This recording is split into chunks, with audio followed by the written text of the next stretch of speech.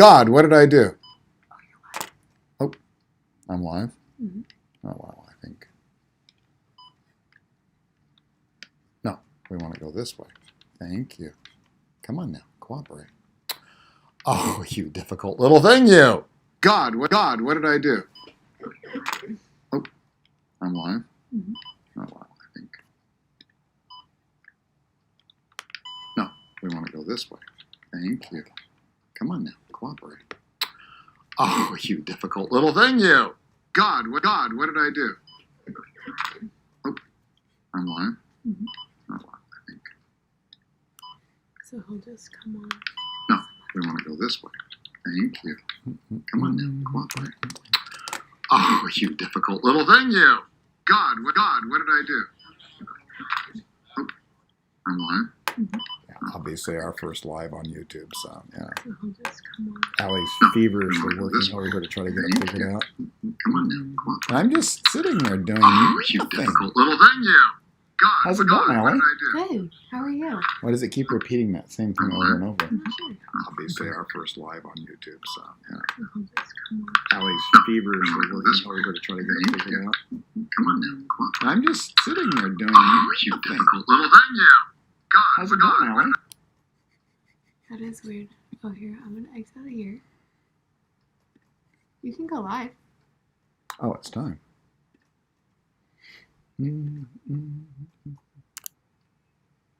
Shoot, where's my water bottle at? Oh, can you grab that? Mm-hmm. Oh, hi. Hey guys, what's up? If you're just joining us, we are attempting to do a YouTube and Instagram at the same time. So bear with us. Hey Aaron, what's up, man? Been a while. Been a minute, as they say. Anyway, yeah, we're gonna try to do both tonight. So I actually look better on you. Look at this. Look how young I look on YouTube versus how rough and tumble I look on Instagram. Mm-hmm. Allie's gonna agree with anything right now. She just ignores what I say. So bear us. And there's Gerald. Gerald's joining us tonight. So I know. Thanks, man. JMG. I miss Rick too. Hey, buddy, what's up? Man, I thought you looked beautiful on Instagram. Really? Ah, you know what? We should hang out more often because you lift me up, bro. You lift me. You lift me. What is that song? Man, I don't know who does that one. Yeah. I've been doing a lot of old song stuff. We have this thing in trading where I talk about shit coming together. Uh-huh. And I was telling everybody, go listen to that original Beatles song, Come Together, man. Yeah. Yeah. Because it puts it in your mind, right? You listen to it, and then I was trying to show them all the remakes people, different bands, different people have done, different styles of the song. Right. Yeah. So, how you doing, man? I'm doing good. Been working all day. I'm in my work clothes. I was painting. Had to go to an auction when we talked earlier. Yeah. How did that go? Did you get everything? Yeah, I won like an armoire. Yeah. Like you call it. Yeah. Shit, at one point. Dude, we call it a dresser where I come from.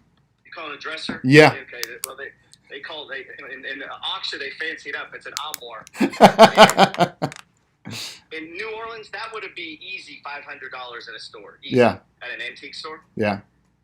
Up until 10 minutes till, I had $17 on it. I couldn't believe it. Anyway, I got it for like $40, and then I was sitting there thinking, that's like, crazy. You should go get one of those spaces at those, those stores where Yeah. And just every time I go down there, I'll just bring fancy furniture. I got it at auction. You know what? You could probably make $1,000 a week doing that. I thought about doing it just for content and see if it worked. Yeah, that's the funny thing is how often do you get the question is like, hey, I want to get started, but I don't have any money. I'm always trying to come up with stuff. So it's all about, you got to get money. I mean, doing real estate first is I did this, I'm a mafia buff. And okay. Every once in a while, I just watch day after day, and then I got to take a break from it. And in that, even though that's illegal stuff, but the people who rise up and they're earners. Like, they make money. And if you're a car salesman or insurance, whatever it is you do, like the guy that makes money is the guy with the most opportunities, right? Oh, I totally. Hey, what did you say? Does he want to join on this from his laptop with that link? Um, I don't. My laptop's over there. I wasn't quite ready for it Oh, that's fine. that's cool. on the YouTube. That's We cool. can next time. Well, the sound will come on this one, download right? that thing I think you it should guys be sent fine. me. Yeah. No, it's cool. It's all right. Yeah, It's I'll all good. Check out that software. Yeah. No, we will. We will. Next time we'll do it. We'll do it. No, that's the funny thing. You know, we always talk about the difference between a job and investing, and most people don't get that. They don't get that, like, all the crap you do on your rentals is a job. The investing part comes when you buy them, right? And you know, putting the time and effort into investing, it's a little bit different because it keeps giving you back time after time. You're gonna have to paint the house again, right? But Yeah, but you're never gonna have to buy it again. exactly. So the price, I mean, it's locked in. Yeah. You buy it today. That's it. That's all you're paying for it. I mean, as far as on the purchasing, now you own it forever. Yeah, it's funny. I was listening to AJ Osborne. He's like a self-storage guy, and he said, inflation is your friend when you've purchased assets because that raises the value of the asset and lowers what you owe. And I've always known that, but I never thought of them in correlation with each other. And it's like, Right. damn, that's right. That's right. It just keeps growing like that. Now, if you don't own assets, if you keep your money in cash or under the bed, and then it doesn't do shit, it just keeps going down in value. But put it in an asset that's going up. It's just so simple. The concept of investing is so damn simple. And I just wish more people, I mean, even, we were talking earlier about index funds, right? I mean, that's my speed until you and we're going to work together though. You are going to make me your personal guinea pig, and we're going to try to figure out what I can do here. When you're done, Allie's giving me directions, huh? The index fund works. The index fund, though, it works. Oh, It goes up. Yeah, I've got three. I've got three of them right now. I've got like, I don't know, 150 grand in index funds right now, and I think I made 50 grand in the last year and in a couple of months. It's been crazy. And that's how I've tried to get people to approach Bitcoin. It's like when you first buy real estate, you don't know everything. Like, you don't know how to deal with the city. You don't know how to evict anybody. You don't know. You got to do it. Like, you got to, you can read about it, but in your town, it's different than in my town. And we know. Oops. Hello? Did you click the wrong button? No. I think you just froze. I don't know. My hands are free. What was I saying? Bitcoin. Yeah, but so, I mean, I approach everything kind of like that. Let's say like a guy's asking about dividend investing or index funds or Bitcoin or real estate or trailer parks. Yeah, there's money in all that stuff. You just got to pick something and start doing it. I mean, that's half the thing on real estate. I mean, it's just doing it. Buy a property. Yeah, we had a get together last night, and that was kind of the topic of conversation. It's all great. It's all great to study it. It's all great to talk about it. It's all great to listen to us. But if you don't do something, it doesn't mean anything. And there's, what got you? How long have you been involved in investing in the stock market? Just out of curiosity. And then how long about real estate too? Honestly, about the same time. The difference is when I was a kid, I was an entrepreneur. I was always selling something, doing just some shit to make money. Yeah. And I didn't know what to do with the money. Like, just make it, spend it. Like, go to eat pizza, like, buy all this shit. Like, like normal people. But I would just try to do that in excess. Mm-hmm. So I was always making money. In my senior year in high school, there was a girl that I liked. And she took this economics class after school. Mm-hmm. And I was like, yeah, I'd like to take that too. It was like for college credit. I had no interest in going to college. Yeah, me neither. So I'm in this economics class, and he drives us to Chicago to the futures exchange. Mm-hmm. And I'm standing there and I'm watching. I don't know what's going on. I know there's a lot of damn money in this room, and it's just flowing. And that day, I mean, I left there and I went home and started reading on mutual funds, the normal way people. So when you were in high school. Right. Okay. And I started putting a little money in, and here's the stupid thing. It's a Franklin Templeton fund, I kept putting in money. Long story short, fast forward a few years, I get divorced. I cashed it out. And the other day I was looking back. It's like 2-3 million today. I mean, if I would have just kept doing Just kept let it ride. Yeah. And it was what I was doing was nothing like I do today as far as aggressive investing. Yeah. And it just shows you the power of time. The power of time and patience, right? Right. You know, and that's one of the things right now. Especially, I mean, you get it. Guys our age. I'm older than you, but guys our age, they get it because they're scared because they didn't start earlier, right? And it's never too late. I mean, when you're dead, it's too late. But I wake up with that feeling today. What? That too late? Yeah.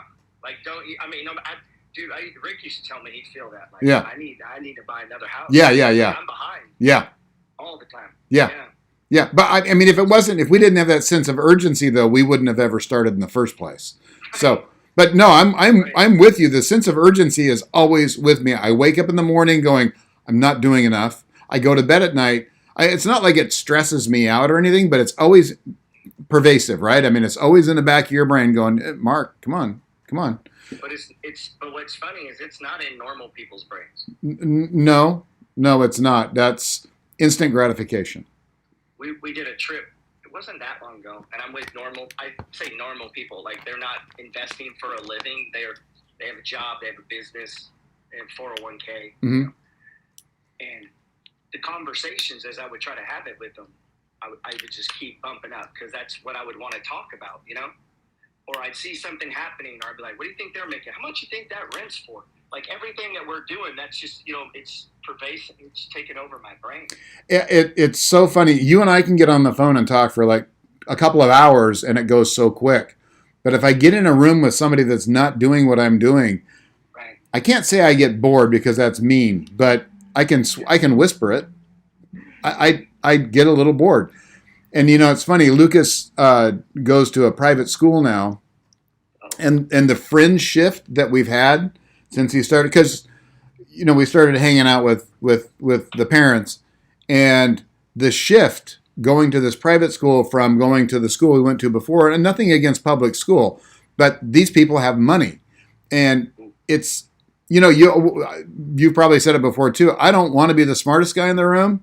I don't want to be the richest guy in the room, right? Yeah. I want to aspire to be like that guy, and right. And it's such a cool feeling to be able to talk to these guys and see what they're doing and listen to what they're doing. It's awesome. It's awesome. There's a guy across the street from where I bought my house, the new property in New Orleans. Yeah. And he's an older gentleman. Looks like he has a little money. His house is like $2 million. I mean, so he's got a couple dollars. He lives there. And he doesn't work. And I'm like, what did you do? And he was like, I was a riverboat captain, like Mark Twain shit. Like, yeah. Yeah. And I was like, really? So now I'm like, yeah. And then he goes, well, for a while, and then I bought some real estate in the area. And I'm like, you don't say.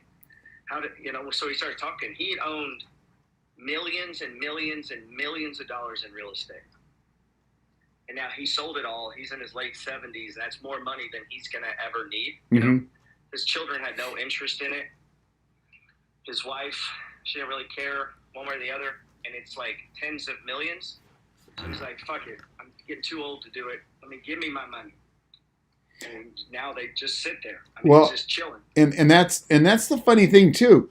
We're always on the lookout for tired landlords. You and I both, right? It's, someone is like, hey man, I've had it. I'm done. I don't want to deal with this shit anymore. And perfect example of a guy, he's better off cashing out and not look, being a landlord's a pain in the ass. Let's be honest.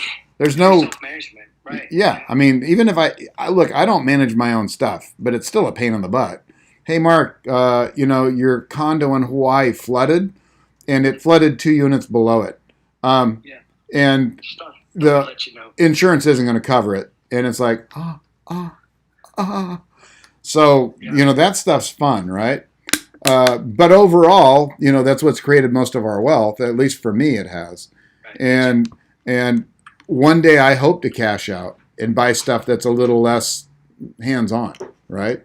You and I are both looking at different things right now. We both are. I just sold a 16 unit, and I'm looking at storage. And did you just take a check, or did you 1030? I took a check. Man, I got a 1031 set up. I could change my mind up to the day of the signing. Yeah. And I'm like, I think I'm going to do the 1031, but part of me wants them just to give me the money and I'll pay the taxes next year. But well, I had a deal go south in Hawaii a couple of years ago. Oh, so you got something to write it off again? Yeah, I've got an old loss that I'm just afraid our current administration may decide that sort of thing isn't nice, and taking old losses. You can carry forward losses for a while now, and I'm thinking that they may decide they don't want to do that anymore. So I figured I'd just go ahead and take that now, and we're selling a couple of other properties, and So it's you're just raising some cash. I've got some properties that are like you that are pretty near paid off, or there's sufficient equity in them. But yeah, I'm thinking dry powder's not a bad idea. I don't know. What do you think? I'm sitting on 11 houses that are paid for. Okay, so That's let's say 1.5 million. mm-hmm. I mean, rounded down. Yeah. Because they are rental properties. Yeah. And but I make good money on them. But like you said, I've been thinking other things too. And it's like, do you do it now? Do you strategize? So I'm doing one, and I'm gonna do. I think I told you I was putting it into a beach place. Mm-hmm. See how that goes. Well, I can hate anything a little bit, and we'll see. And if it's if it ends up being what I'm thinking, then I may do a couple more. And then I don't know. Part of me wants to go for a bigger unit, but I just love houses, dude. Like I love working on houses. I love buying. Well, I mean, that's your sanity, is working on houses. If you sat in front of the computer all day, that'd make you go crazy. So your houses is your sanity. I think for you, I really do. And I don't know if you really. I can only do that probably 10 more years. Yeah, but you probably won't be doing it that long. You probably won't, because I'm going to start making moves because I'm a little bit older than you, and you're going to go, that's not such a bad idea. And it's because I'm doing the same thing right now with a couple of my friends. I'm watching what they're selling and what they're buying, and it's like, yeah. I've seen a few dudes buy car washes. I know 4 guys now that bought a car wash. So right across a lot of work to me. Right across the street from my office, catty corner, over by the freeway. I'm pointing to it right now. Can you see it? Right. Yeah. I always forget I'm on this thing. It's like, no, I'm having a conversation with you, but you can't see what I'm pointing at. There's a coin car wash over there that I swear to God, I drive by there at midnight and it's full. And I used to talk to the owner. This guy owned it. I'd come home from the gym, at 7 o'clock in the morning, and I'd stop and just talk to him because I knew he was the owner. I stopped and talked to him one time, and I was, courting him. I was trying to buy it. It's a cash cow. I bet that thing clears $15,000 a month, free and clear in quarters. Oh yeah. And I met a dude that owned 25 of those ice machines. Okay, yeah. He sold 2 houses and bought those. And? Paid cash. Has like 20, 30 of them. It was a bunch of them. He was making money, man. He was making like $80 to $100 in the summer a day on some of them. And he had like 20 or 30 of them. I haven't talked to him in a while. It was a new venture, It's funny. There was a time where you could buy the air pedestals at gas stations, right? And those, because now in California at least, they have to give the air away for free. Someone changed the law, but it's like, oh, this is not fair. Yeah, I know. Air should be free, right? And then also, what was it? Oh yeah, ATMs, with their $3 transaction fee. Kid reading Entrepreneur magazine. I'm like 16. I never had any thought I'm going to college and getting corporate. Like that was never in my mind. Yeah. I just knew that wasn't gonna. I got to figure out some shit that I can do. Right. And I would look at and they had the ad for like the snow cone thing and the fucking carpet cleaning business. Yeah. Looking at all this stuff, man. And I started thinking. I saw the vending machines, and I got obsessed with that for a while. And I kept trying to get my dad to loan me like $10,000. Yeah. Right. Yeah. I did carpet cleaning. I did carpet cleaning when I was, I guess, in my early 30s. I was a school teacher for 3 years. You didn't know that about me. That was the only real job I ever had. That was your only honest work? Yeah. And then I became a real estate, I was a contractor before and after. So yeah, you could say that was my only honest work. So what'd you do after high school? That's what you did? No. I did construction since I was a little kid. Okay. Yeah. And then when I turned 30, I sold my construction company for not much money, and became a school teacher. And did that for you 3. Realized that was a life of hell, right? Yeah, I didn't like kids, so Right. wasn't a good fit for me. I worked for a minute at a home for disabled teenagers, but like mental disabilities, not like they were injured or something. Yeah. But they were still teenagers, but they got the weird quirkiness of having a mental disability. Mm-hmm. And there were like 16 of them, and you would have to do it yourself. Man, I worked that job for like a month, and like 3 of them would want to fight you. Yeah. Yeah, I finally had to bail. I was like, I can't do this job. Sorry. Yeah. Somebody different. Hey, have you been noticing, by the way, guys, we're going to go back and forth like this. Our conversation, it doesn't make any sense, but I hope you get some value out of it. And then in about 15 minutes, we'll open it up to questions too. So guys, if you've got questions. But it is on point in that I get people all the time that tell me they want to do real estate for a living. And I'm like, man, I don't even see it that way. It's the same with stocks. I live to do real estate. Yeah. It's all we talk about. It's all we talk about. Month, I'm going to get a check for $190,000 on that house I flipped. That's the biggest check I've ever gotten. It's all mine. So tell me about that. Tell me about that deal. I bought this house for $49,000 16 years ago. Mm-hmm. Just one of these ones I draw on the board. Mm-hmm. I put like $12,000 down. Fixed it up. I don't even remember how much I put in. A chunk. I didn't know what I was doing. It was my third house. Mm-hmm. Doing it myself because I don't make that much money. Like, I had to do it myself. There was no hiring contractors. Yeah. And I'm doing that, and then I get it rented. We rent it for $1,100. It's literally been rented for 16 years. I've collected $150,000 in rent. There's no mortgage. It's now worth, it was, I paid $47,000, whatever. It was probably a $60,000 house at the time. Mm-hmm. After I fixed it up, and then, now we first listed for $205,000. I came off the price a little bit because of the square footage. It's in a nice neighborhood, but it's pretty small square footage compared to the houses around it. Mm-hmm. That's it. Just kept it rented, managed it, put tenants in. Literally, once you have it rented, it's easy work. It's in my town. And then boom, a check comes. How long was it on the market?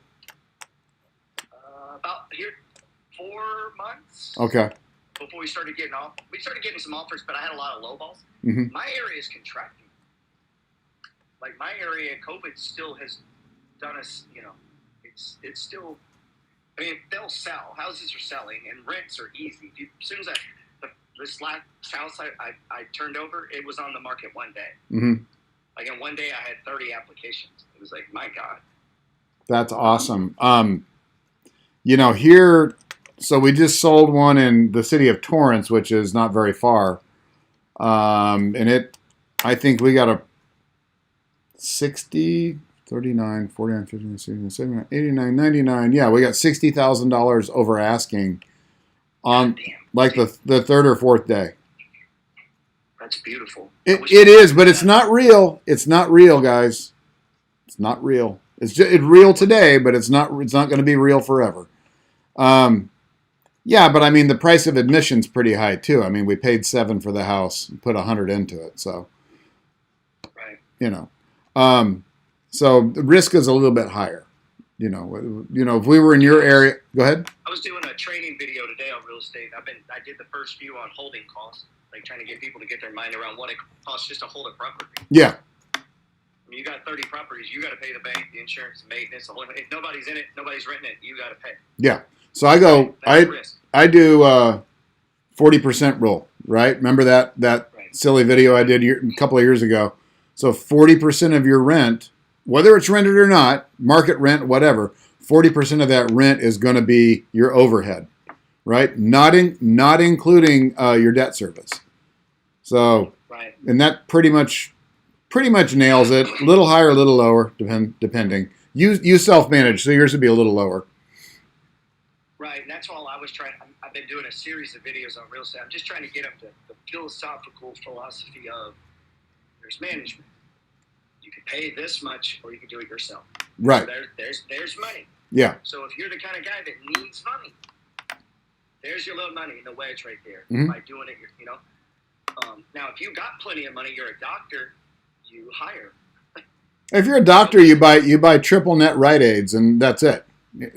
Right? I meet these guys all the time. I met a guy yesterday. He was kind of bragging, or I don't know. Like a lot of people talk to me about personal finance, and I do like you do some in person, and he was kind of bragging that he had saved up $250,000. And I was like, you obviously don't know how to invest. Yeah.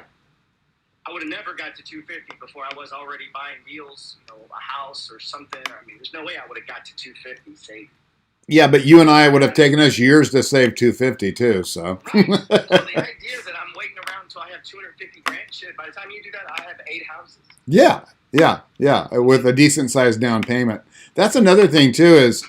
Is people there's so much talk about not having debt, and people don't understand the difference between good debt and bad debt. And it's really simple, right? So what is your take on good debt and bad debt? I showed him today. I actually did a video. Was it yesterday or the day before? Mm-hmm. Should I pay cash for a house or should I finance? And I'm like doing the example. Well, let's say you paid cash for a $100,000 house. Your return's pretty capped. You know that, right? I mean, it's all tax. I mean, most of it's going to be taxable because your cash flow is so high. Yeah. I mean, yeah. But we get into leveraging it on that 100 grand. We could go buy. You know, I'm assuming I'm using a number of 100 to buy a house, just so we keep it simple. Mm-hmm. Maybe in your area it's 2, maybe it's 3, maybe it's 4, whatever it is. But it's still the increments, and you're borrowing, 20% to get 100, or 30% to get 100, depending on your credit level and all that. Well, so I always round it down. You're putting down a quarter to get $1. I mean, that's what you're doing. Well, and people don't. You're tax sheltered. Well, people don't understand that your return goes up exponentially. Exponentially. Yeah, that's the word. When you put less down. The less you put down, the more your return is, because you're putting less money down and getting more money back. So that's a weird concept too. And it's funny, these are all, I never even thought about this stuff when I first started investing. I just knew I was supposed to do it, right?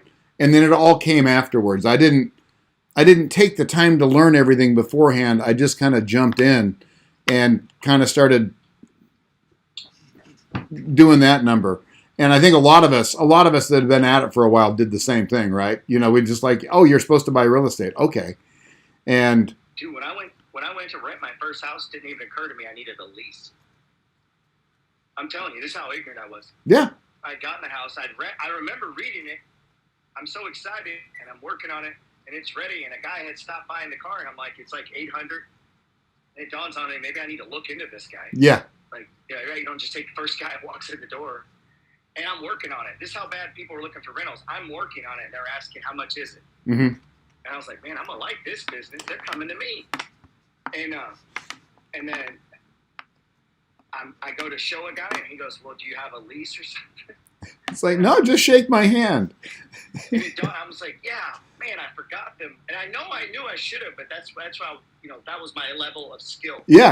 I didn't even have them. Hey, so tell me if the same thing happened to you. So when I bought my first 3 houses, and these weren't investments, these were just houses I lived in back before I got a clue.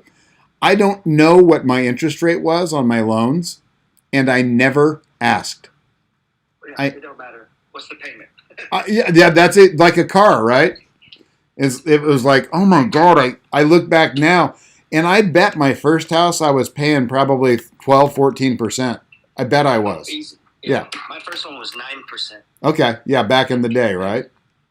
Right, 9%, 9.5. I think it was. I remember thinking that ain't that bad.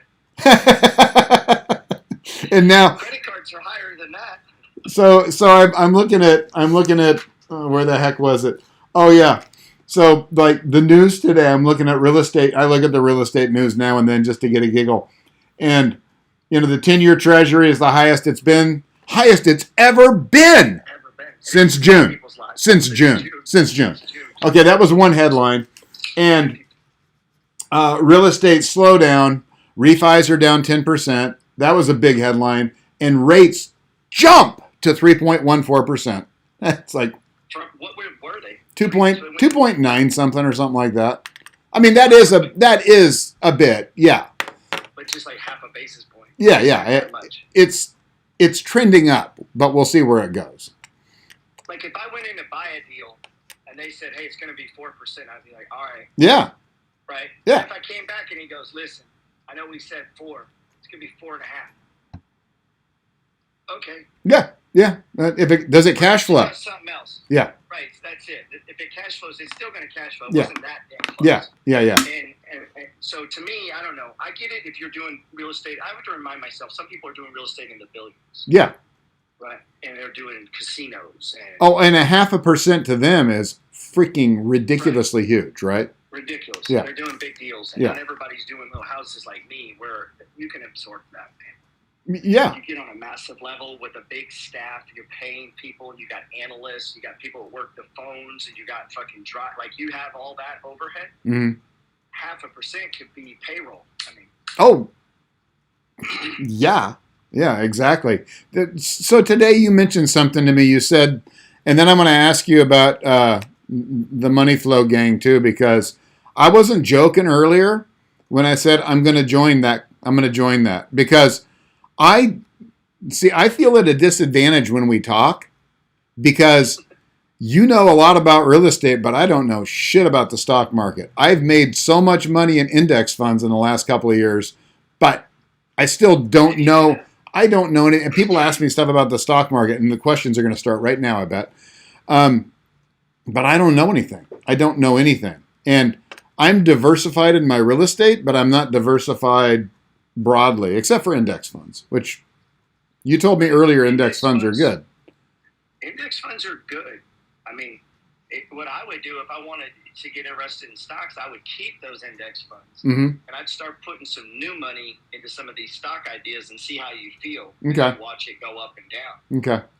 You know what I mean? Yeah. Yeah, I can do that. That's how I did Bitcoin. I just put $1,000 in it, and that was just enough money to make me go get on YouTube and start looking at some people and realize complete dumbass.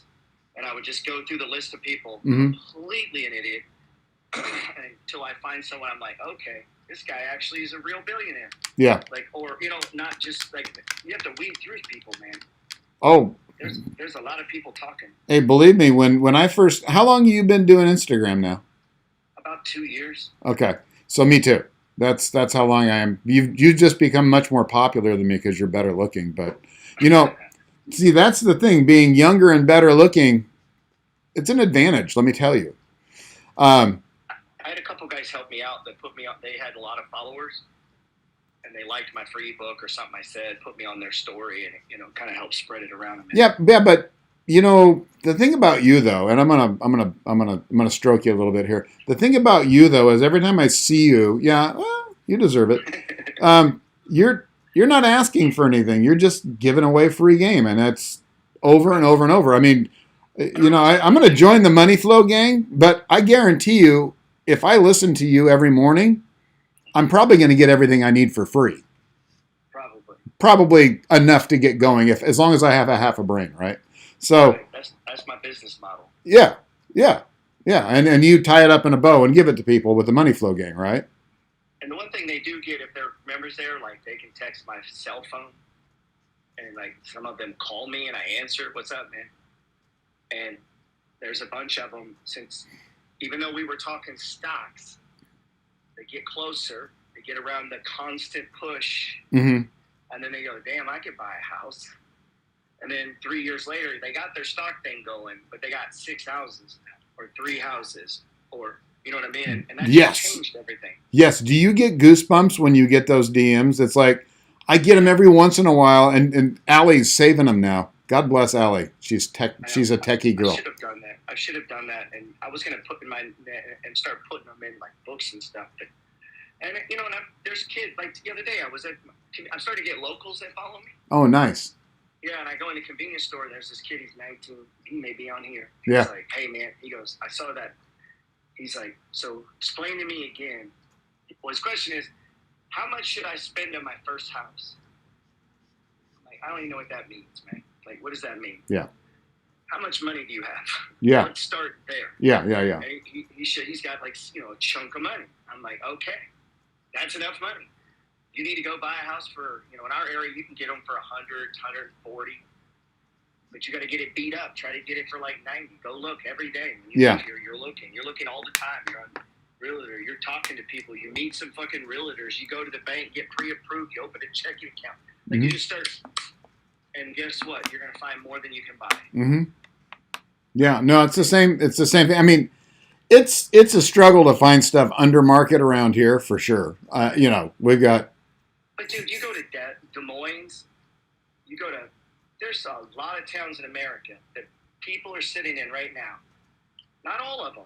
Yeah. There are towns that and I know you know this. If you can go 10 minutes from here and you can buy a house for $120,000 on half an acre. It's not a mansion. You can put $30,000 down, $20,000 down, probably cash flow it. You have to fix the septic, fix the fucking roof. You know all that. And then 20 years later, sell it for however much they're going for then. I mean, there's still cities where that's going on. If I'm 25 years old, I'm moving there. I would move there. Oh, especially so many of these young people right now can work from home.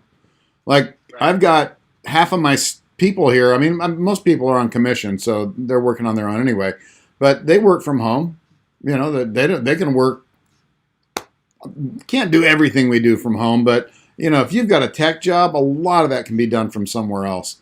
I would so take advantage of that. If I had a job where I could work from home. Fourplex in Des Moines. Yes. Live in one of the units. Yes. And so you save up enough for the other fourplex. Yeah. Yep. And house hacking, man. House hacking is. I didn't even realize I was doing it when I was younger, but yeah, we had roommates. My first wife and we had roommates, and I think that was See how naive I was. I had 7 houses before I even understand you could refi. I'm like, what do you mean? And they were like, you can, because I wasn't going to these courses. Like, this is a while back. Yeah, no. But it would be like $3,000. I'm like, fuck that. Like $3,000, I could get a new AC. Yeah. And I would read little books, and I don't know why I didn't know that. I think maybe it's because I moved kind of fast at the beginning, but. I know last night, one of the guys brought imperfect action, right? Imperfect action. I love that. I love those 2 words. It just makes perfect sense to me. And that was the same thing with me when I first got started. So, here's a dirty little secret that probably not a lot of people know about me is, I was financially ruined during the downturn. 2007, 2008 was not kind to my wife and I. We hit the skids really, really hard. I mean, you told me that, but when you say that, do you mean literally broke? Oh, bankrupt. Not like I'm broke, but I got 10 rent houses. Oh no, I had nothing. The only reason my house didn't get repoed is because of how long it took. I mean, it took. I'm 58 now, so that was, 13, 14 years ago. So 44. 44. So you're in your 20s now and start this game and don't fuck up. Yes. We did. Yeah. I mean, at your age, how rich are you? Oh, at my age, you should be sitting on a Learjet, if that's what you want. If that's what you want. It. And there's no job. There's nowhere to go apply. No. I was telling someone this yesterday. I go, listen, this job. Yeah. There's nobody waking you up. Yeah. Nobody's encouraging you. Yeah. Nobody's, going, it'll be okay. Yeah. Like everyone around you is going, are you fucking stupid? Yeah. Like, yeah. It's a push, man, and it's all you, but there's no one that can keep you out either. Anything that's for sale in America, you can go put an offer on. Oh, and you can find a way to do it. So we didn't have credit, obviously. I mean, we weren't able to get bank financing until, don't tell anybody this. We weren't able to get bank financing on, we own a lot of properties. And we weren't able to get bank financing. I've said that 3 times now. I'm building up the suspense here until a year ago. Really? Yeah. See, and all of all but this last one have been traditional bank, small bank, rural bank finance. Yeah, they wouldn't touch me with a 10-foot pole. Wouldn't touch me. That bad, and yet you still did it. I did it. I did it. My wife and I did it. It wasn't just me, obviously. Right. Who came and woke you up or told you to go every day? Nobody. I was broke. I was hungry, literally, physically hungry. There wasn't enough food. Like, hey, while I'm looking for houses, I'm going to do an hour out here by the cars as they stop inside. Oh, seriously, it was bad. So we had a coin, the coin bucket like everybody does. You throw your change in it at the end of the day. That's what was buying us groceries at that point. Yeah. When I bought my first 2 houses, I tell this to people, traditional banks want you to have a little bit of money after you buy the house. Yes.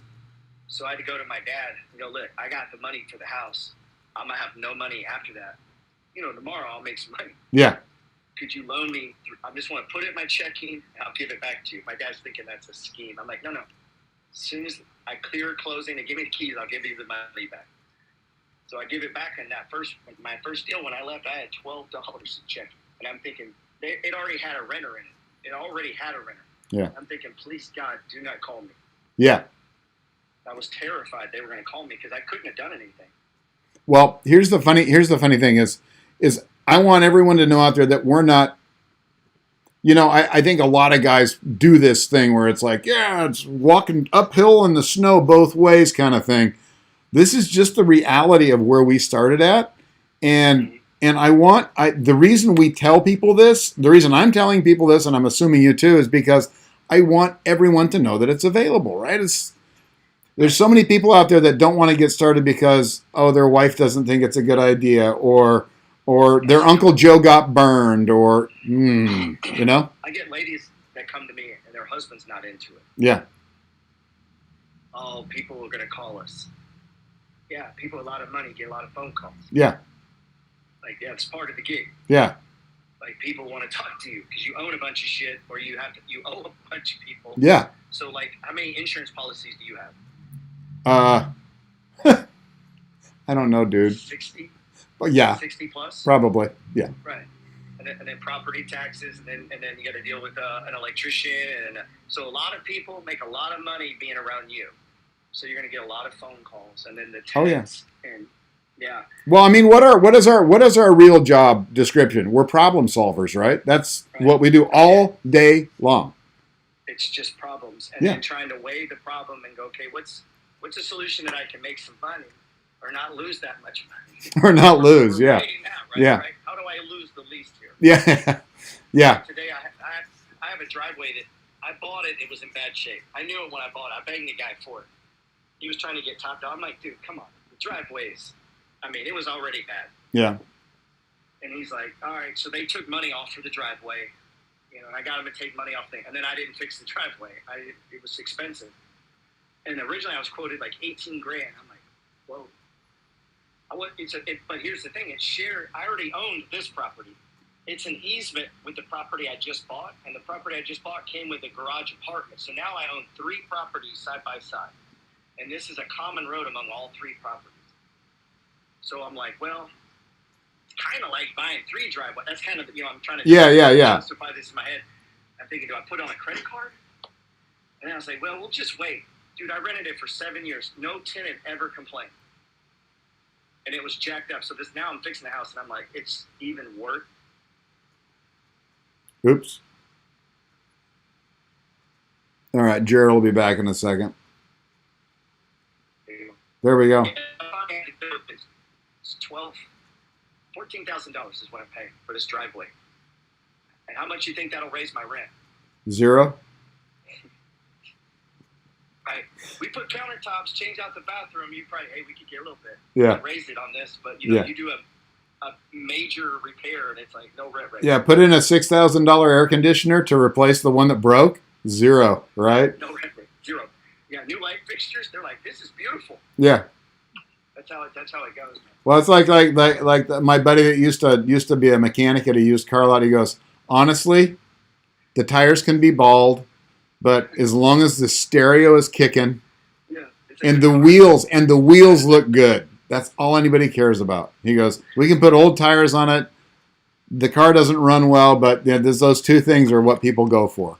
And I always remembered that. But in our profession, if me and you are about to do a deal or thinking of a deal, we got to go deeper, right? Oh yeah, yeah. You're looking at that roof. Wonder how long I can stretch this out. Yes. So you're looking at it. I'll go up in the attic. I crawl under them. I'm looking at the electrical. We're looking at the plumbing. I'm like, this ain't that old. Like, all these things are going through your head. It's not. I don't give a fuck about paint colors. No. Like, you see it on TV shows, and it's like, what are they talking about? Yeah. No, that means nothing to me. We just did we got an old house, old duplex, not far from here, and we just had to go underneath this one house. It's 100 years old, and we had to go underneath the house, and we already replaced the sewer line from the street to the house, and that's where we stopped. It's like, yeah, I don't even want to mess with the plumbing under the house. This is like 8 years ago. I told the guys, do not touch it. It's old cast iron. If you touch it, it's going to fall apart. Well, 8 years later, it's fallen apart. So we just replaced it all 2 weeks ago. So and so that's how many bathrooms? 2? 1 bathroom, 1 kitchen. 1 kitchen, 1 bathroom. So it's probably in a straight line. Straight line, yeah. And all they had to do is go, and there's a basement. So what did it run? What did it cost you? About $3,000. About $3,000. 3? Did you go back with Plex? Yeah. No, we went. No. We did ABS. It's just the drains. Okay. Just the drains. Yeah, we did the copper when we got it because it needed to be done. The water was leaking pretty bad. So no, this is just the. When I bought my first house, any of this conversation would have been right over my head. Yeah. Right. No, this is. So people need to know that. They need to know. You don't need to know everything we just said there, or about plumbing. You're going to learn that. Yeah, you're going to learn it, but that get together last night, someone said something on their way out. It's kind of refreshing to listen to someone say how bad it can be, and right. And you and I both do that. I know. I've heard you. You've heard me talk about it. This is a tough business, like any business, but I can't think of anything else I'd rather do. But it is a business. It is a business. So if people think it's going to be easy, they're probably mistaken. That's why I started talking on Instagram. I watched this real estate guy, and I know there's guys that do it this way. The only reason it bugged me is that wasn't available to me. It could be now. Yeah. I could do real estate completely different now because I know how and I got money. Mm-hmm. And I could go do a different game if that's what I wanted to do. Mm-hmm. But when I started doing this, I'm doing the swap, single family, 1 house, 2 bedroom, 1 bath. And this guy, it was a construction site. He put these plastic booties over his shoes, put this thing over his suits because he didn't want to get it dirty. He was going in his flip, and I'm like, what the fuck? And then he goes back and gets in his fancy car. And I get it. There's people that do it that way. Oh, yeah. They figured out, yeah, good for them. But I was like, man, I got to show, there's a lot of people doing it a lot different than that. Well, I think that the reality is that most of the people that are here right now, there's 200 people out there watching us right now. And I would be willing to bet that they're all just like you and I. When it comes to that, most of them are starting off in the same place. And I'm telling you, it's a good place to start. It makes you humble, Sure. and it keeps you from spending money stupidly. When you talked about blowing out, I didn't ever blow out, but I had a business go bust, Mm-hmm. and we had no money. Mm-hmm. I don't have a job, and there's no money coming Mm-hmm. in. And I had 9 houses, 8 or 9. 3 of them paid for. I had literally just enough cash flow that, like, it covered life. Like, that's it. Nothing extra. Like, we're not going to dinner. Like, the utility bills paid. Like, my life is covered, but it's bare minimum here. Yeah, but what a beautiful feeling, though. And so I just sat there. Yeah. And thought, right? And I'm like, all right, I don't have to move today. Like, I can, I was, like, taking it in. And my business went bust.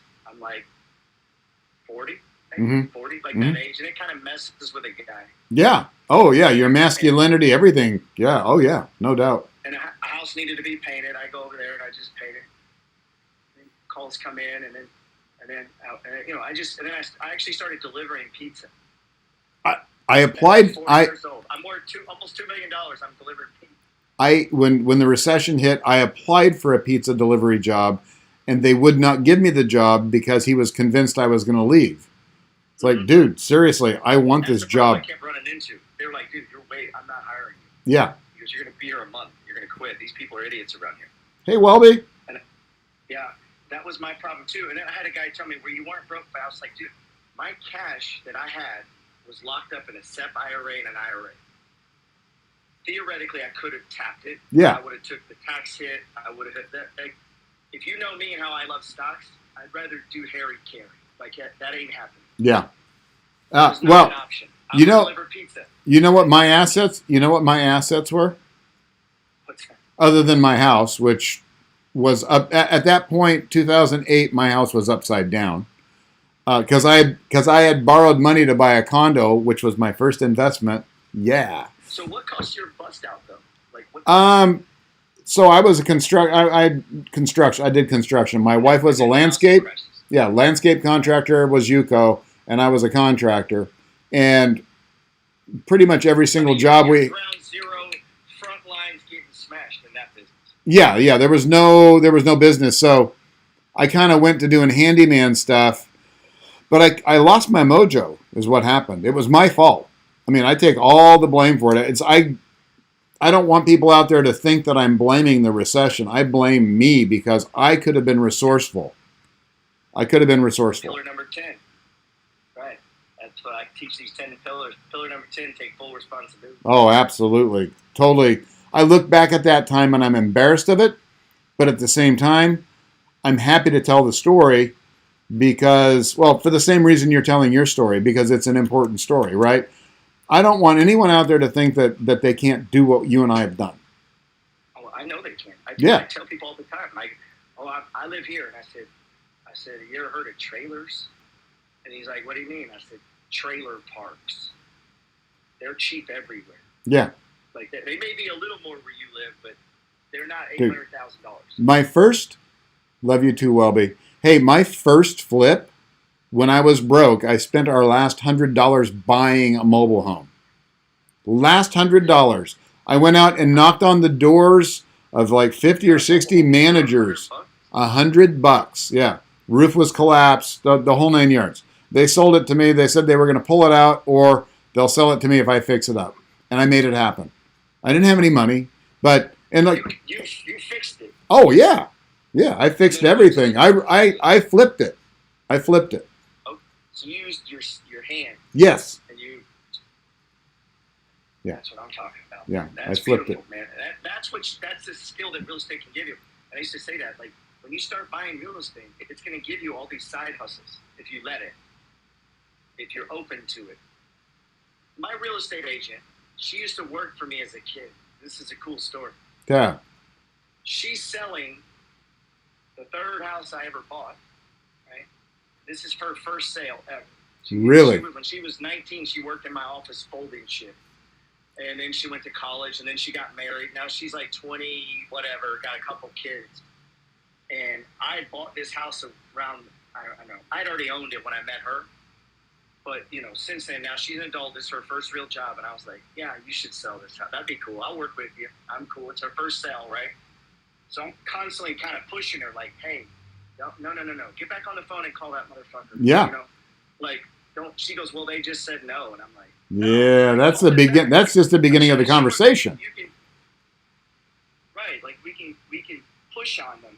And I'm telling, like, so she's 29. Her husband's a hustler. They got a little money. And I'm like, why don't you guys buy all my houses? You're a real estate agent. Your husband's handy. And you know why they didn't want to buy houses? Because they don't want phone calls. Yeah, those are inconvenient, aren't they? As a real estate agent, there's going to be a lot of those. All day long. Yeah. Why don't you get rich while you're taking them? But, but what? Let's talk about that for a second, though. What if? Responsibilities. What about if you don't? I mean, there's people out there that don't want the responsibility. They want the 9 to 5. They don't want to think about it when they get done. There's nothing wrong with that, but wanting something but not wanting the responsibility that goes along with it, that's wrong. Now, if you're willing to go the route you just said, like you want hands-off real estate investing, that's easy. Yeah. That's just you go find a guy that does deals and brings in people. Mm-hmm. It ain't that complicated. There's publicly traded ones, and then there's private ones. There's groups all over the country. We have a group here in Houston. I've never been to it. I took their training class. They have a single-family training, and they have multi-family training. Mm-hmm.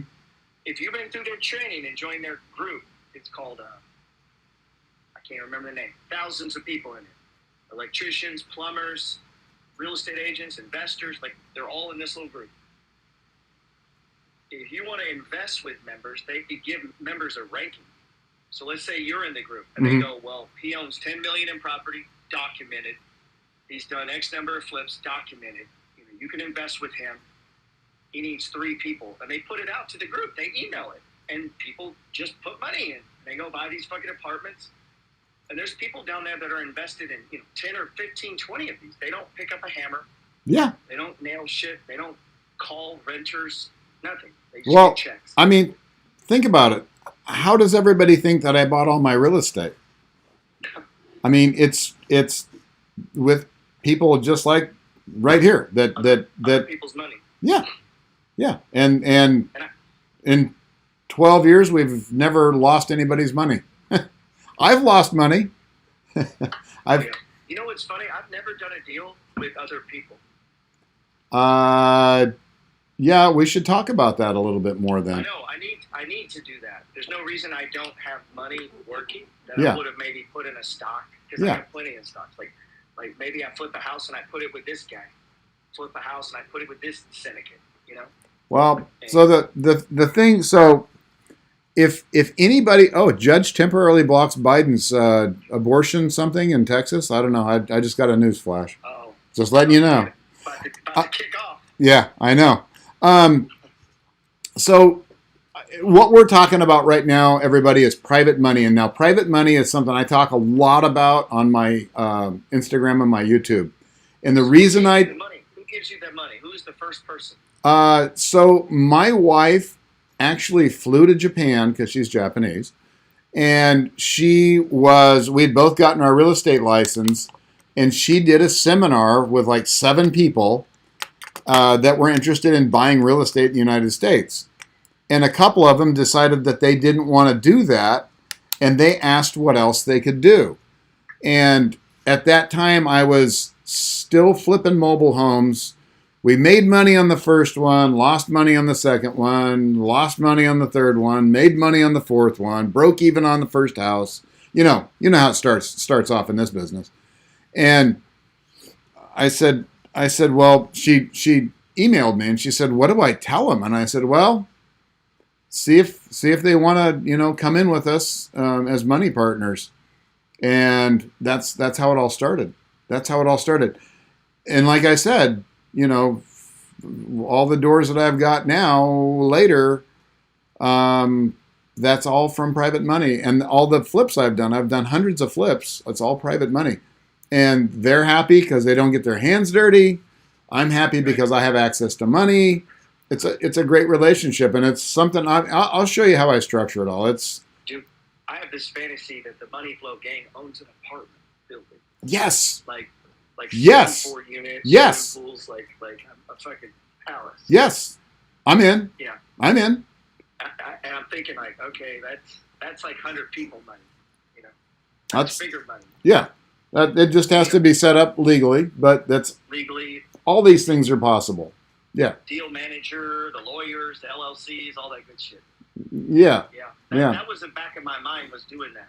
I think that would be a boost for everybody. It gets everybody started, gets their feet wet.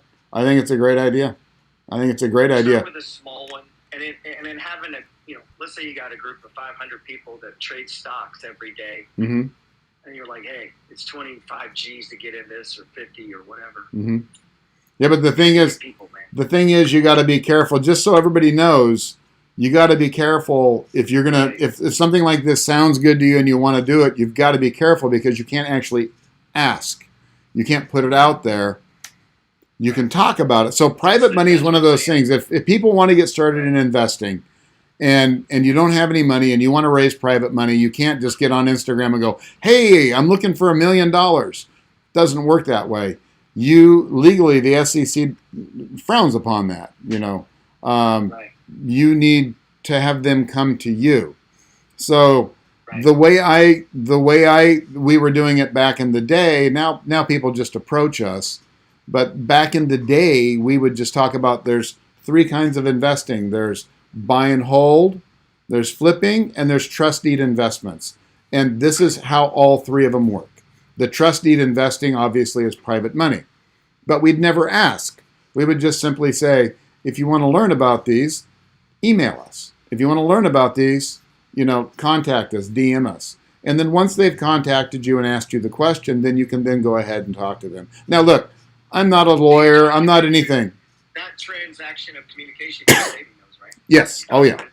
Yeah, we never delete anything. Yeah.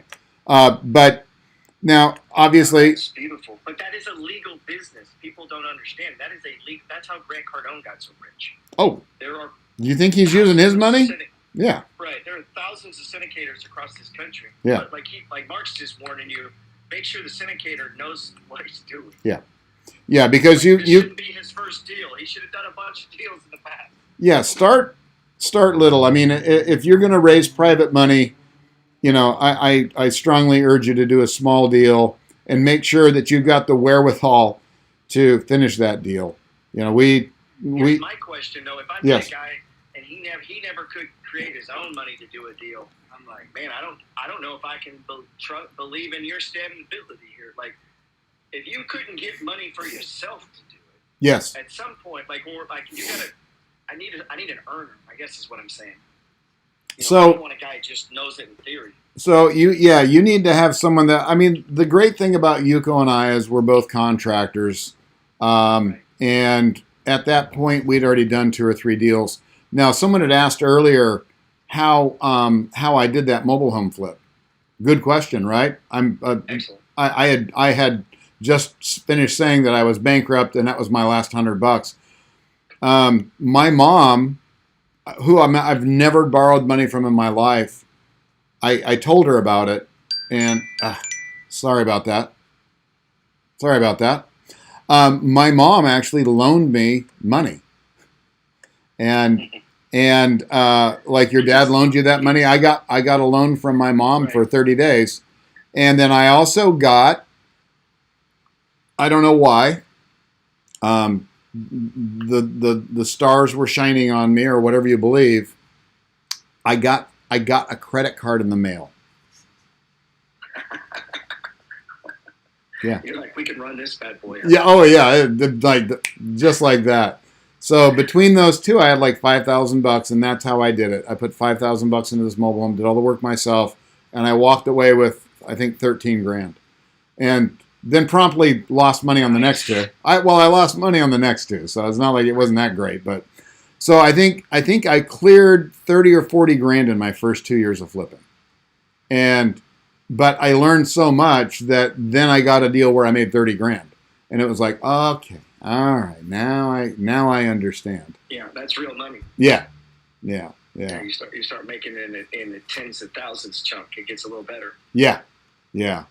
So that's. You ever watch Ben Mahala on YouTube? Yeah, you know Sauce, right? The one of the guys that works for me, Sauce the boss. I think I've talked to you about him before.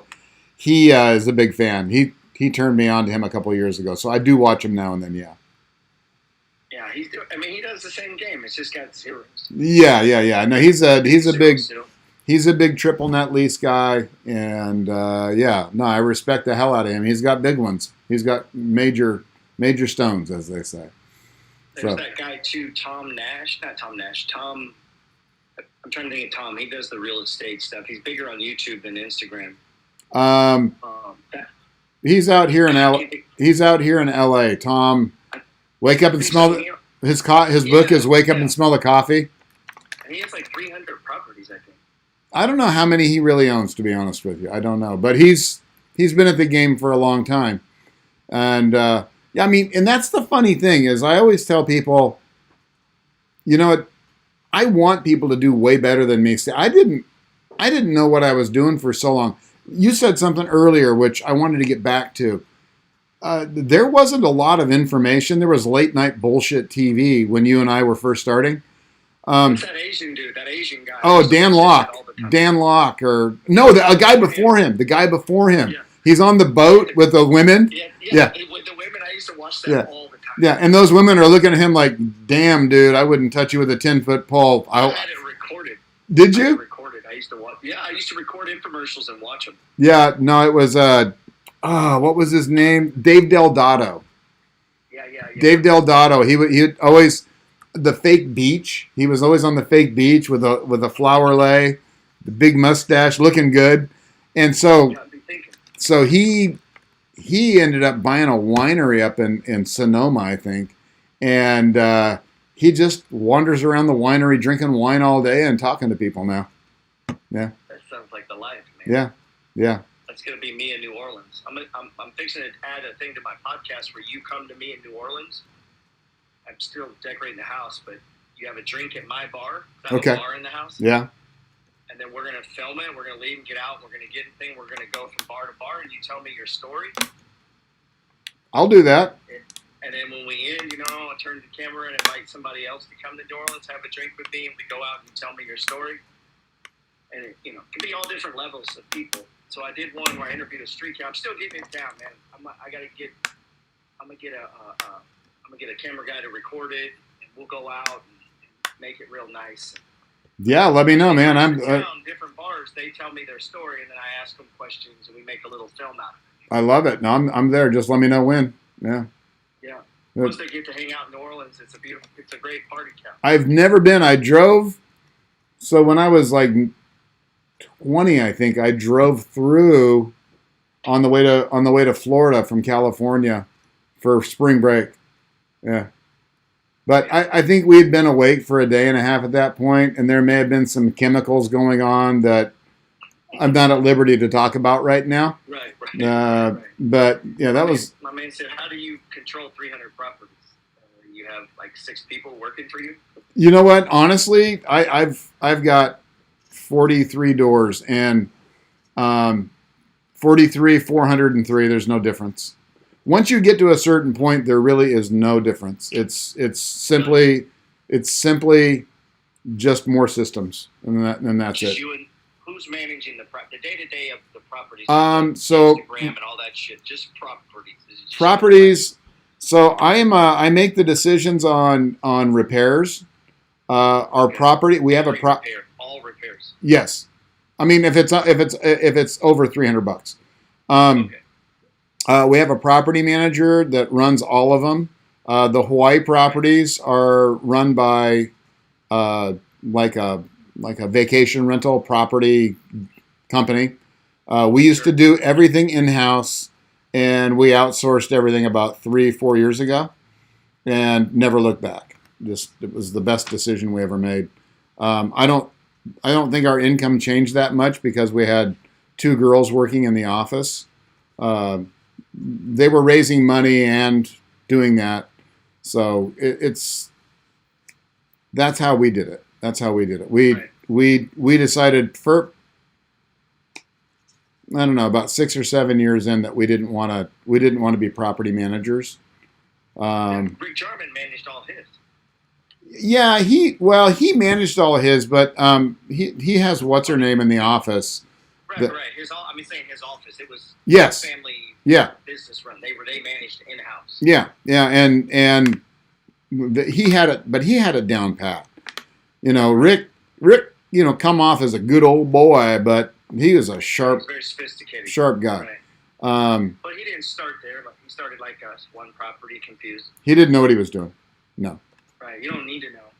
I really don't think. I mean, yeah, it's good to learn things, but you don't need to know all this shit to get going. Well, the problem is if you get to the point where you know it all, it's probably you've wasted a couple of years. I learn shit all the time. Yeah, me too. Like, I really don't. People ask me, how come you haven't wrote a real estate book? I don't consider myself a professional real estate investor. And they're like, what? And I'm like, I just buy houses and work on them. And then they're beautiful, and I rent them. And people bring me money every month. That's what I do. And I keep buying more, and they bring me more money. I never sat down and go, okay, how could I turn this into 10 billion? Yeah. That wasn't, you know what I mean? Like, Yeah, I yeah, wasn't yeah. doing that. Yeah. You know? Yeah. And then I meet people. There's this guy, Oben, on Instagram. He does real estate. I don't know if you've seen, he's got apartment buildings and Who is it? and car washes. Oben. I don't know, I'm saying his name wrong.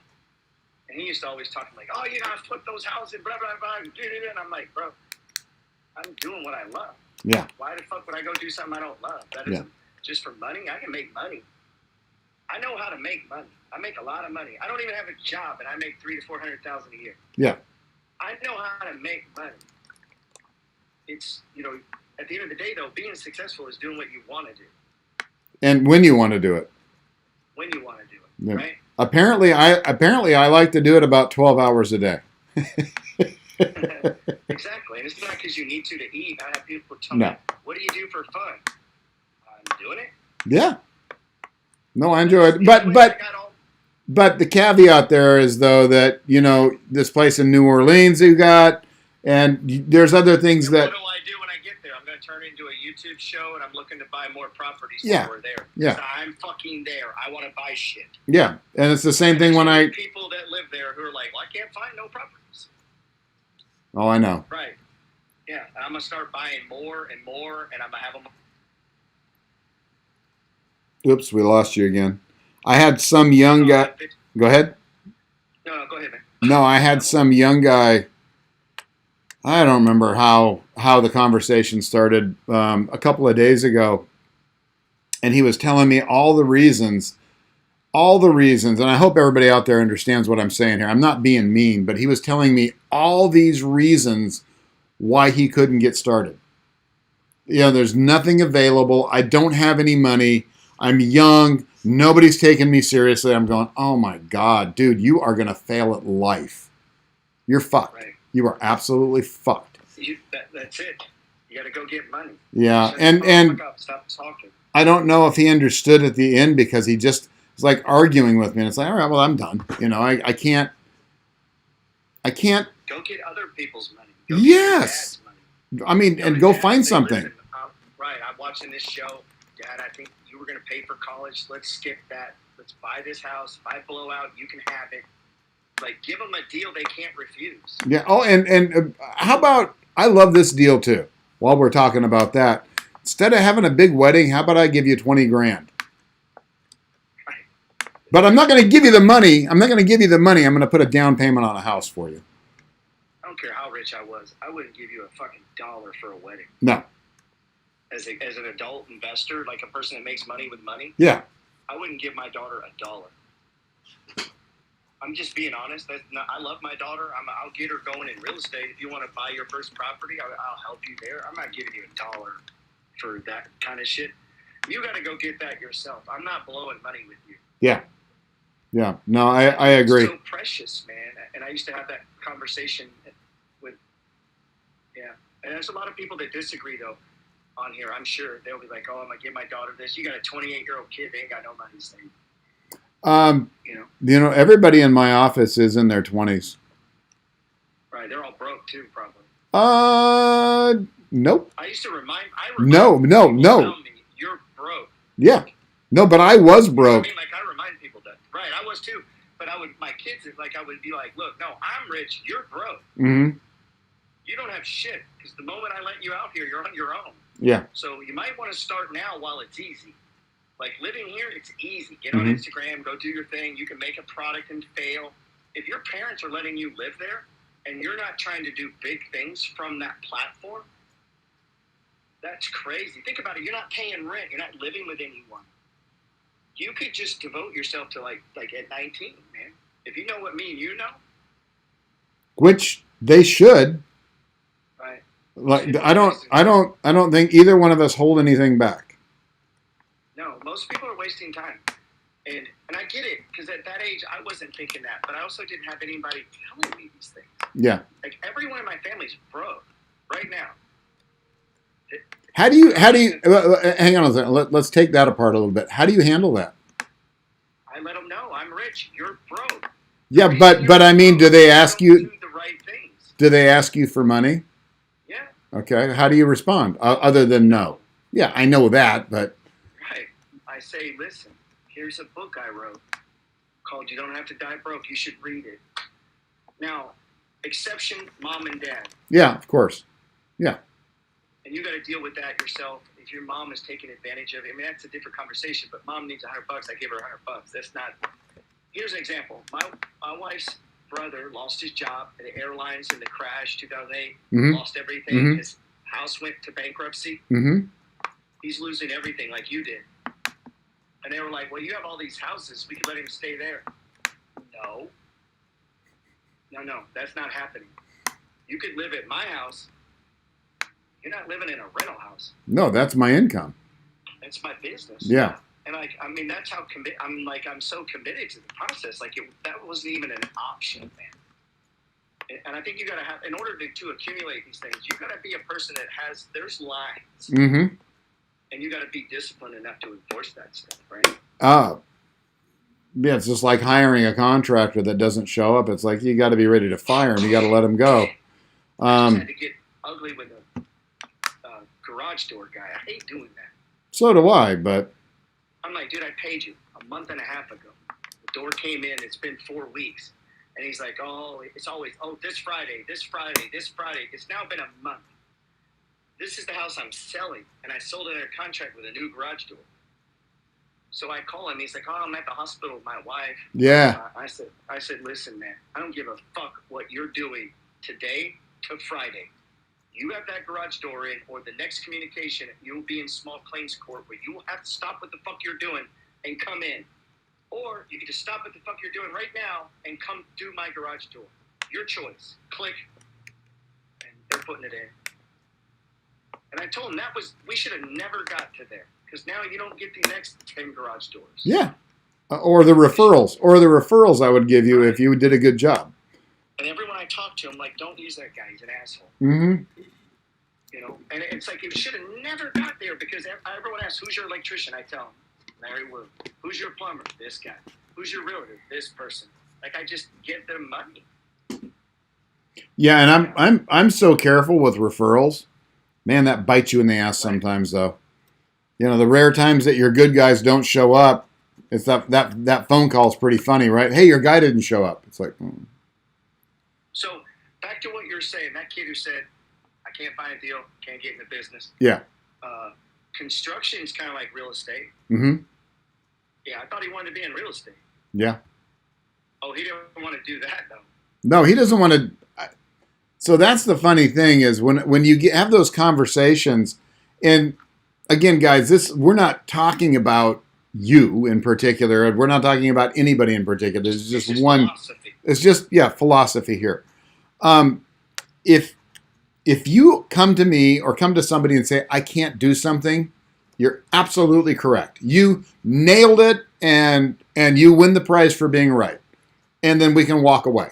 But if you come to me and say I don't know how to do it, or I want to do it, or I'm going to give everything I've got to getting it done, different conversation. You're absolutely going to get it done. But you decide before the conversation starts whether you're going to succeed or not. And nothing drives me crazy more than when a young person or an old person comes to me and tells me why they can't do something. I hate that shit. I hate it. A lot of times it's just the way you're seeing it. So here's an example. Kid comes to me, same thing. Wants to get in real estate, can't find a deal. And I said, tell me, who do you live with? Where do you live? It's me and 3 roommates. Okay, so you worked a job? And he's like, yeah. Got good credit? Yeah. Okay. You can't figure out how to get in real estate. No. It's just too far out there. Yeah. Go buy a house for yourself. First time home buyer, they open the fucking door. Yeah. And they give you one. You already have roommates. Now the roommates are at your house. Yeah. Where you collect the rent, and now you're in real estate, and it's free. You get to live free. Yeah. So you just lowered your bills, and now you're in real estate. And I'm like, dude, you don't want to be in real estate, or you would have thought of what I just said. Like, But that's an education thing, I think. he said he never occurred to him. Yeah, but it's an attitude thing that kills me. When someone says they can't do something, like I said, you're right. You can't. and you won't until the attitude changes. I love it when the light bulb goes off. When you say something so simple as that, and you get that aha moment with someone, it's like, oh, yeah, I can see that now. That's the best part of my day. Right. I love that. And, Airbnb is open that, but it's not without risk. You've experienced the risk in that. Yeah, I've had a trial or two. Yeah. But I had a guy I talked with a while back was a lawyer, and he can't work on properties. He's busy. I get it. You're a lawyer. yeah, And he's like, I want to do real estate, but I can't do what you do. And I was like, you don't have to do what I do. A lot of people don't do what I do. no, Do what you can do. yeah, And he kept using the way I do it as an excuse for why he couldn't do it. And finally I said, listen, I'm going to say it for the 10th time. There's a lot of ways to do real estate, bro. Stop using me as your excuse for not doing it. You can hire a painter. And he's like, yeah, but that would cost more. Yeah, one time. You pay the painter, and then next month you don't have to pay him. And for the next 6 years. I mean, and again, that attitude right there. They've been watching HGTV. They're watching it. I can't do it, but I'll keep watching, or I'll keep. On that show, they never open the sinks. No. They never open a cabinet. No. They never look at the electrical panels. They never. This is the only shit I look at. Like, I walk through the house, I don't spend any seconds going, I love this layout. Oh, the colors! The colors are stunning. Right. I don't do any of that. I'm looking at the light. I'm going to the panel, see how old it is. Looking underneath. What kind of foundation is this? Like, we'll get to all that other shit because if one of these is jacked, we're out the door. Yeah. This is a bad deal. Yeah. Yeah. I mean, if all that works, then you're just talking about a rent-ready paint and carpet. Right. So once all that's cleared, now let's see. What's the layout? How many rooms we got? Then I start getting into all that shit. Yeah. Yeah, it's funny, man. And I do that. If you invited me to your house, first thing I start doing is looking. Oh shit, dude! You never want to tear apart a contractor's house. It's like giving a mechanic a hard time about his car. Right. Yeah. My wife will yell at me because there's cracks in there. I'm like, that's just a crack. Yeah. She's like, you fix them on all the rentals. Yeah. Yeah, because they're customers. Yeah. That's just a crack. Yeah, it's so funny. We've been in our house so long now. We remodeled it when we bought it, 17 years ago, and now it's time to do a full-on remodel again. And it's like, right. Man, I can't believe I got to spend all that money again. It seems like yesterday when I was doing all this, and I did it all myself then. I ain't going to do it this time. That's funny you said that. I had a guy tell me that was one of the hardest parts for me in doing all this. I bought a house, I fully remodel it. That's my strategy. There's a renter in, I don't start shit till I move them out. Yeah. They gotta go. Yeah. Lease is up, you gotta go. Bye-bye. Yeah. I don't need your rent money. I can get it from someone else. I'm gonna fix the place beautifully, and I'm gonna get it so I don't have to come back here for 10 years. Mm-hmm. That's what I'm gonna try to do. Yeah. Didn't occur to me when you get to number 14, 15, like you start doing that, they recycle. Yes. Then you got to do it again. I'm looking to buy a new property. I got 2 that need to be remodeled. Fixtures, new lights, new sinks, new toilets. Like, they need a remodel. Yeah, same thing. Paint, and you're like, oh shit, I can't buy a new house. I got to fix this one. Yeah. And then, so then you figure out, oh, how do people do? Oh, they pull out equity. Okay. So, you're learning this as you go, man. Well, I mean, in a perfect world, oh, look, we're both doing the same move here. That's kind of cool. Here's my CPA. Matt just came on. It's my CPA. Hey, man, what's up? He doesn't know it yet. So, in a perfect world, you take a little piece of rent every month and put it away. And nobody does that. I know that. I said a perfect world. We put it in our pocket. We go buy cool shit. Yeah, I know. I gotta get the Porsche, man. I gotta get the Porsche. Actually, you know what? You inspired me to order a new truck. Of course, I ordered a new truck when the prices are fucked up and you can't get them. But I ordered it. I ordered a new truck. Now you should have bought what I bought. Wait, you didn't get the GMC. Did you get the one up on me? The GMC. What'd you get? No, I got the F-150 because it's got the built-in 7,000 watt generator. Right. See, fixing to kick mine up, I'm thinking, because Bitcoin has done me so well. Oh, I so might be trading mine in and paying cash. remember a year ago, I asked you about it. Me, the ballsy investor, and I said, dude, I don't know. I want to talk to you about Bitcoin. And we talked about it for a little while, and you said, Mark, just get in. Just put in a little bit of money every month. And then it dropped. And I went, yeah, motherfucker, you lost money. I'm right. And then it went wham and up again, and then it dropped again, and I went, yeah, you lost money again. And now I'm fucked. So what you got to do is on every drop, buy until you have a bunch, and then on the next rally, when you're happy, take a little off. That's it, man. And then let it drop. And if you got some spare money from something else, put it. So, I've been trying to explain that to them, even with these stocks or houses. Mm-hmm. Me and you could sell 2 houses from our portfolio. Boom, sell them, get a whole bunch of cash. Yeah. Go on a nice vacation, buy a car, maybe spruce up our own house, get a Rolex, then take what's left to go put as a down payment on the money we just spent. Right? And now I'm going to get it back again down the road. Mm-hmm. Because there's all these other deals down the road that are coming due today too. And this game just rolls forward. That's one of the things I'm trying to get across to people. Well, I think another thing too is this, like, I'm a fairly frugal guy just because I am. It's not because I necessarily need to be at this point, but I think we both have a lot in common, probably more in common than we know. But I don't spend money stupidly, but I enjoy, I spend money at restaurants. I spend money on the pants I like and the T-shirts that I like to wear.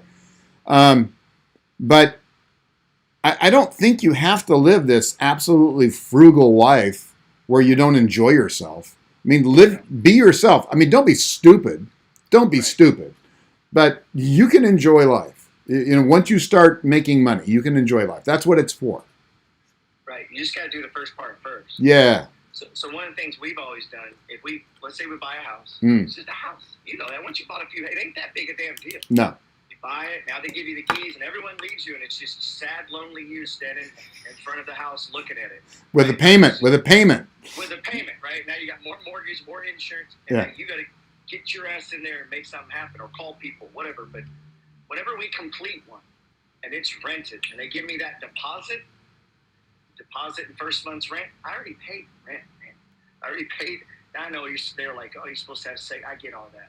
But I see however much it is, and I'm like, man, we should go to a casino. Or we should go on a little vacation. We always go do something nice after each property. Yeah. Or buy something cool like you wouldn't. Like, you don't ordinarily go buy yourself a $3,000 armoire, but why not? Yeah. Why not? I got my first month's rent deposit. I already paid the rent. So I get this money, and it's symbolic because, I'm going to put it in that account, pull it out of this, whatever. But you're rewarding yourself along the way, man. My wife and I decided a while back we're going to go on a little trip every month, and it's... Every month. Yeah. That's when you're getting old. I am old. I just look good. That's all.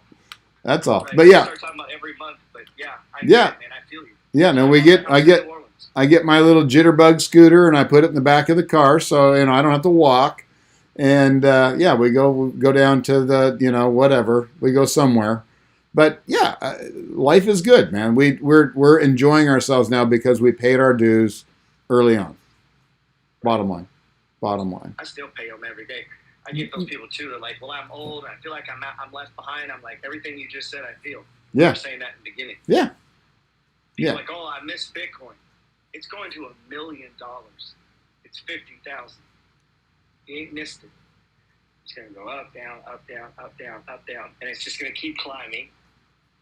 I'm convinced of this. And you got to convince yourself. You got to, like, when you heard me say that, you didn't go get conviction. No, I didn't have any conviction. I didn't. Right. No. You got to get that. So that's what I tell people. Like, you're going to get into exercising or running or playing the piano or doing real estate. First, you got to go build the conviction. You got to get it in your head so much that you're like, fuck, if I don't do this, I'm an idiot. Yeah. Like, it compels you to go do it, right? You know what I'm saying? And that's how you do everything, man. Like, Yeah, no, Bitcoin, like I said, I could use your counsel, kind sir. So, and we will do that. You know what? We got to schedule another one of these. Right. I'm sorry. I talk a lot. I had the guy from the American Influencer Awards come to my office, and they did a podcast for. It wasn't for me. It was for my son, but it was for me giving a tribute about it. Yeah. And he's like, "It's gonna be like 46 minutes. Do you think you could do that?" No, we can keep going. I don't care. Yeah. And I was like, 46 whole minutes, huh, bro? Yeah. And yeah. He's like, yeah. I said, yeah. As long as we're talking about something I know about. Yeah. Go for a while. No, I think you and I ended up doing 2 hours and 50 minutes, and he's like, I'm gonna get in trouble. Like, this has to be 50 minutes. He's like, they're gonna be editing the shit out of this. Edit away. Edit away. No, I don't think either one of us have a problem with talking at great length. You know, we did that get together last night at one of our flips, and it was supposed to be an hour. So we got there at 6, and everybody left at 10, and I didn't shut the hell up one time. It's beautiful. And I know guys like us love it. You should do a real estate event, and I'll come as your guest and bring the Money Flow gang with me. Sounds good to me. Like, next time you're doing one, because you've done some paid ones, right, where they pay a little fee and you teach on real estate, right? So I've never charged for the get-togethers, but I do have a course. I saw you did a course. Didn't you do it's an in-person course? Oh no, that was boot camp. That was boot camp. That was a 90-day boot camp. Man, that was intense. That was intense. Yeah, we had 18 people, and we did a 90-day boot camp. It was. Days? Yeah. Well, see, that's the thing. In real estate, it takes about 4 months to get your first deal. So I figured 90 days. You were hand to mouth. I was trying to get the one guy just got his first deal yesterday out of the group, and it was exactly 10 days before 4 months was up. 10 days. So he beat the statistics. So what are the other people? No deal? Not yet. But there's a couple more that, well, keep in mind. But keep in mind it's the amount of time you put into the game.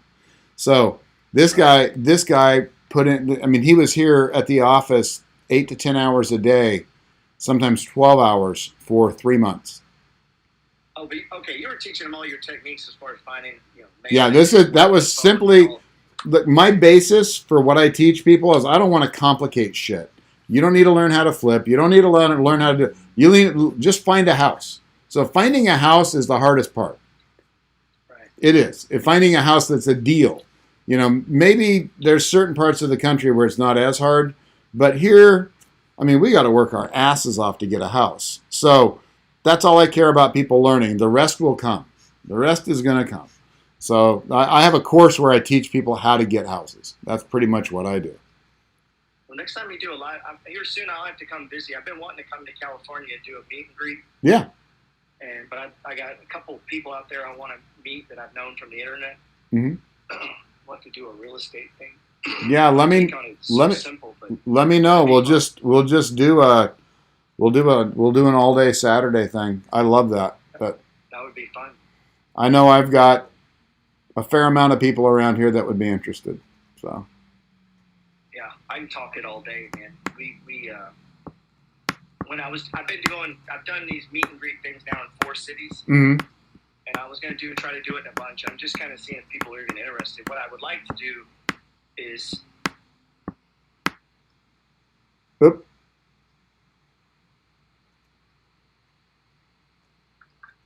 That might have been. Yeah. So you were saying. Go ahead. You were saying what you want to do is. I want to take them through my money flow, right? Yeah. But I want to have a DJ there, and we set it up. It's up. And we go from getting your money right, credit, and then we bring other people's, not just me. Mm-hmm. So, like, this guy may be really good at deal flow. He's going to talk to you about that.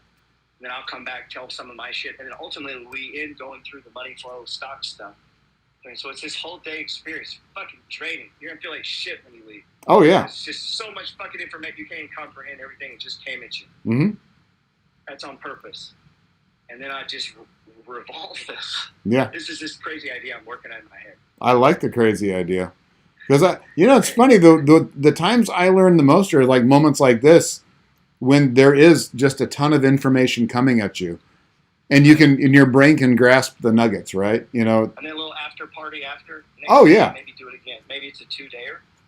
Bring some other influencers. But I was just curious. I don't want to book a place and do all of that and then like 2 people show up. Well, Yuko is the, Yuko's had those seminars in Japan where, 200-300 people show up. We'll get her. 300. She's awesome. She's famous in Japan. Hey, man, that's awesome. Yeah, she's famous over there, man. She's a cool chick. She's pretty cool. Yeah, I brought 40 people to a bar in New York, but that's a lot of people to bring to a bar. That's a lot of people to bring to a bar, and I brought probably 30 to a bar in New Orleans. So in each city I go to, I have this text service, mm-hmm. and you can opt in. There's different keywords, different things, and I have all these little lists that I built. Text on my phone. I've got 12,000 people on text message. Oh, that is so cool. So some of them are like inspirational shit. You can opt into my thing. It's free, and I just periodically I send out some inspirational shit. Some of them are on my stock alert. So if I buy a stock, I tell you. If I sell a stock, I tell you. That's overwhelming to people who are just getting started stocks because I'm trading 60, 70 at a time. It's overbill. I do it for a living, so it can be overwhelming when you're first coming in. But I put together these different lists. So if I go to the city of New Orleans, if I hit a button, it'll send out to like 100-some people, hey guys, I'm here.